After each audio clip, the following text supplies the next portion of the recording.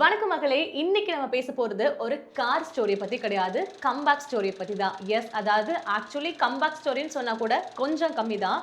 Tata Motors இந்தியாவில் top ஆட்டோமொபைல்ஸ்ல ஒன்றா இருக்காங்க.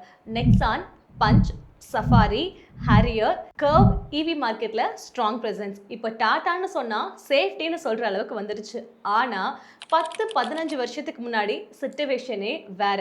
இந்தியன் கஸ்டமர்ஸ் டாடா ஷோரூம்குள்ள போகிறதுக்கே யோசிப்பாங்க. டாட்டாவா வேணாண்டான்னு சொல்லி டைரக்டா ரிஜெக்ட் பண்ணிடுவாங்க. ஆனா இன்னைக்கு டாட்டானா சேஃப்டிக்கான சிம்பிள்னு சொல்லி ரிஜிஸ்டர் ஆயிருக்கு. ஆனா இப்ப கேள்வி என்னன்னா, டாடா மோட்டார்ஸ் இந்தியாவில் தோல்வி அடைஞ்சதுக்கு அப்புறமா எப்படி அவங்க சக்சஸை ரீபில்ட் பண்ணாங்கன்னு தான் பார்க்க போறோம். 2010 to 15 பீரியட்ல Indica, Vista, Manza, Zest, Safari, Bolt, நானோக்கு போர்ட்ஃபோலியோ இருந்துச்சு. ஆனா மார்க்கெட்ல ரெஸ்பான்ஸ் கொஞ்சம் வீக்காக தான் இருந்துச்சு.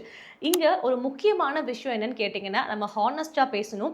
நிறைய பேர் சொல்றாங்க டாடா கார்ஸ் வந்தப்ப கரெக்டா தான் இருந்துச்சு, ஆனா மார்க்கெட்ல கரெக்டான அப்ரிசியேஷன் தான் இல்லை. ஆக்சுவல் ட்ரூத் என்னன்னு கேட்டிங்கன்னா, டாட்டாவோடைய இஷ்யூஸ் இமேஜ் மட்டும் கிடையாது, ஆக்சுவல் ஓனர்ஸோடைய எக்ஸ்பீரியன்ஸ்ல சில இஷ்யூஸ் இருந்துச்சு, எலக்ட்ரிக்கல் இஷ்யூஸ் ஆல்சோ. இப்படி இருக்கும்போது டாடாக்கு ஒரு ட்ரீம் ப்ராஜெக்ட் இருந்துச்சு, நானோ. ரத்தன் டாட்டாவுடைய பார்வை ரொம்பவே சிம்பிள். ஸ்கூட்டியில் போகக்கூடிய ஃபேமிலிக்கு சேஃபர் ஆல்டர்னேட்டிவ் கொடுக்கணும்னு நினச்சாரு. அதுதான் நானோ. இன்ஜினியரிங் பர்ஸ்பெக்டிவ்ல பார்த்தா நானோ இட்ஸ் அ மிராக்கிள். மார்க்கெட்டிங் பர்ஸ்பெக்டிவ்ல பார்த்தா டிசாஸ்டர். காரணம் என்னன்னா, ஆஃபர்டபுள் பிரைஸ்ல கொடுக்கணும்னு நினைச்ச இந்த கார் மார்க்கெட்டிங்ல இருக்கிறதுலயே ரொம்ப சீப்பஸ்ட் கார்னு சொல்லி ரெஜிஸ்டர் ஆயிடுச்சு. ஆஃபர்டபுள் அண்ட் சீப் ரெண்டுமே சேம் கிடையாது. ஆஃபர்டபுள் அப்படின்றது ஸ்மார்ட்டான டெசிஷன், சீப் அப்படின்றது காம்ப்ரமைஸ். நம்ம மக்கள் எப்போவுமே ஆஃபர்டபுளாக இருக்கதா விரும்புவாங்களே தவிர சீப்பாக இருக்கணும்னு விரும்ப மாட்டாங்க. ஸோ இதனால நானோ ஃபெயிலியர் ஆகல. Engineering fail, psychology fail. And unfortunately Nano வந்ததுனால டாடா மேலே இருந்த டவுட் இன்னுமே மக்களுக்கு அதிகமாயிடுச்சு. 2014 to 18 தான் ரொம்ப ரொம்ப கிரிட்டிக்கல். டாடாக்கு காம்படிட்டர்ஸ் எல்லாருமே முன்னாடி போயிட்டு இருந்தாங்க. மாருதி டாமினேட் பண்ணிட்டு இருந்தது. ஹூண்டாய் கிரெட்டா சக்ஸஸை என்ஜாய் பண்ணிட்டு இருந்தாங்க. கியா இந்தியாவுக்குள்ள வர்றதுக்கு ரெடியாக இருந்தாங்க. மஹேந்திரா நெக்ஸ்ட் ஜென்ரேஷன் எஸ்யூவி ஸ்ட்ராட்டஜியை பில்ட் பண்ணிட்டு இருந்தாங்க. ஆனால் Tata still fighting old reputation. Customer ஷோரூம்குள்ள வந்தாலும் கான்ஃபிடன்ஸ் கிடையாது. காரை பற்றி டவுட் இல்லை, ஆனால் பிராண்டை பற்றி டவுட்டு. ஒன்ஸ் கஸ்டமர் பிராண்டை பற்றி கொஸ்டின் கேட்க ஆரம்பிச்சாங்கன்னா அதுதான் டேஞ்சர் ஜோன். இந்த டைமில் டாடா ஒரு பெயின்ஃபுல் ரியலைசேஷனுக்கு வந்துச்சு. அதாவது நம்ம காரை மட்டும் பில்ட் பண்ணால் போதாது, பீப்புள் டிசைர் ஆகிற மாதிரி ப்ராடக்ட் பில்ட் பண்ணணும். Old Tata functional, new emotional, huge difference. Design, plan, products எல்லாமே இம்ப்ரூவ் பண்ணாங்க. முக்கியமாக கஸ்டமர்ஸோடைய எக்ஸ்பெக்டேஷன்ஸ் என்ன அப்படின்றத ஸ்டடி பண்ண ஆரம்பிச்சாங்க. டாட்டாவை பார்க்கும்போது ஓல்டு டாட்டா மாடல் தானே எக்காரணத்தை கொண்டு ஞாபகம் வரக்கூடாது அப்படின்ற ஒரு பிளானை கொண்டு வந்தாங்க. இதன் மூலமா மக்கள் மத்தியில கியூரியாசிட்டி அதிகமாச்சு. ஹே, இது டாட்டாவான்னு. Most of the people Nexon தான் டாட்டாவை சேவ் பண்ணுச்சுன்னு சொல்லி. பட் பர்சனலா நான் அப்படி நினைக்கல. டியாகோ டாடா கம்பேக்கோட ஒரு ஃபவுண்டேஷன் தான். ஏன்னு கேட்டிங்கன்னா, டியாகோ ட்ரஸ்ட்டை ரிப்பேர் பண்ணுச்சு, நெக்ஸான் growth-ஐ ஆக்சிலரேட் பண்ணுச்சு. டியாகோ மார்க்கெட்டுக்கு வந்தப்ப கஸ்டமர்ஸ் எல்லாருமே சொன்ன ஒரு வார்த்தை இட்ஸ் அ குட் டாட்டான்னு சொல்லி. இந்த சென்டென்ஸ் ரொம்பவே பவர்ஃபுல்லாக இருந்துச்சு அவங்களுக்கு. ஏன்னா பல வருஷமா ரெப்புடேஷனை இழந்த டாட்டா இந்த ஒரு வார்த்தை பாசிட்டிவ் சிக்னலாக இருந்துச்சு. டியாகோ பிளாக் பஸ்டராக இருக்கணும்னு அவசியம் கிடையாது, அண்ட் கிரெடிபிலிட்டி பில்டராக இருந்துச்சு. அந்த கிரெடிபிலிட்டி தான் அப்போதைக்கு டாட்டாக்கு தேவை. அடுத்ததா நெக்ஸான் வந்துச்சு. டோட்டலாக எல்லாமே சேஞ்ச் ஆச்சு. Timing perfect. இந்தியா எஸ்யூவி ஃபீவருக்கு மூவ் ஆனாங்க.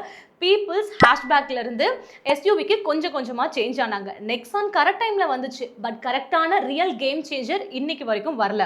கிராஷ் டெஸ்ட் ரிசல்ட் வந்துச்சு. சேஃப்டி நரேட்டிவ் ஸ்டார்ட் ஆச்சு. டாட்டான்னு சொன்னது ஒரு புது ஐடென்டிட்டி கிரியேட் ஆச்சு. சேஃப்டி பிஃபோர் டாட்டா மைலேஜ் எவ்வளோ, ஆஃப்டர் டாட்டா சேஃப்டி ரேட்டிங் எவ்வளோ, திங்க் அபவுட் இட். ஒரு கம்பெனி என்டையர் மார்க்கெட் கான்வர்சேஷனையே மாத்திடுச்சு. இது ரொம்ப rare. Most of the people Tata sold சேஃப்டின்னு நினைச்சாங்க. Actually Tata sold peace of mind. நிறைய young parents, highway users, family buyers எல்லாருமே யோசிக்க ஆரம்பிச்சாங்க. பிகாஸ் மைலேஜை விட சேஃப்டி தான் முக்கியம்னு நினைச்சாங்க. இந்த எமோஷனல் கனெக்ஷன் டாட்டாக்கு ஒரு பெரிய அட்வான்டேஜாக இருந்துச்சு. ஃபீச்சர்ஸை விட சேஃப்டி முக்கியம்னு நினைச்சதுனால தான் இந்த கார் அதிகமாக சேல் ஆச்சு. 2020 பீரியட்ல இவி மார்க்கெட் ரொம்பவே சின்னது. Most of the manufacturers wait பண்ணாங்க, பட் டாட்டா வெயிட் பண்ணல. Nexon EV, Tigor EV, Tiago EV, Punch இவின்னு சொல்லிட்டு 1 by 1 லான்ச் பண்ணாங்க. பீப்புள் கிட்ட கனெக்ஷன் ரொம்பவே அதிகமாச்சு. ஈவின்னு சொன்னா டாட்டான்னு சொல்லி மைண்ட் ஷேரை பில்ட் பண்ணாங்க. ஃபர்ஸ்ட் பீப்புள் யோசிக்கும் போது உங்க பிராண்ட் மைண்டுக்கு வந்துச்சுன்னா அடுத்த காம்படிட்டர்ஸ் வந்து கேட்சப் பண்றதுக்கு இயர்ஸ் ஆகும். இப்போ 2026 டாடா கம்பேக் கொடுத்துருச்சா அப்படின்னு கேட்டால் பர்சனலாக நோன்னு தான் சொல்லுவேன். இப்போ தான் ரியல் பேட்டிலே ஸ்டார்ட் ஆக போகுது. காரணம் 2015 சர்வே பண்ணுறதுக்கு ஃபைட் பண்ணுச்சு. இப்போது லீடர்ஷிப்காக ஃபைட் பண்ணுது. இந்த டிஃப்ரென்ஸ் ரொம்பவே பெருசு.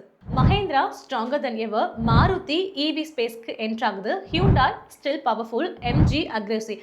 ஸோ காம்படிஷன் எல்லா பக்கமும் தான் இருக்குது. சேலஞ்ச் என்னென்னா க்ரோத் கிடையாது, கன்சிஸ்டன்சி தான். இங்கே அடுத்ததாக கான்ட்ரவர்ஷியல் பாயிண்ட் என்னன்னு கேட்டிங்கன்னா, டாட்டாவுடைய பிக்கஸ்ட் ப்ராப்ளம் வந்து மஹேந்திரா இல்லை, மாருதி இல்லை, ஹூண்டா இல்லை, எக்ஸ்பெக்டேஷன்ஸ் தான். ஒன்ஸ் கஸ்டமர் எக்ஸ்பெக்ட் பண்ணாங்கன்னா ரொம்ப கிரேட்டாக எக்ஸ்பெக்ட் பண்ணுவாங்க. எவ்ரி ப்ராப்ளம்ஸ் எல்லாமே விசிபிள் ஆகும். சர்வீஸ் இஷ்யூ, சாஃப்ட்வேர் பக்கு அண்ட் குவாலிட்டி இன்கன்சிஸ்டன்சி, கூடவே டீலர்ஷிப் எக்ஸ்பீரியன்ஸ் ப்ராப்ளம்னு சொல்லிட்டு ஸோ கஸ்டமர்ஸ் இந்த ப்ராப்ளம்ஸ் எல்லாம் இம்மீடியட்டாக நோட்டீஸ் பண்ணுவாங்க.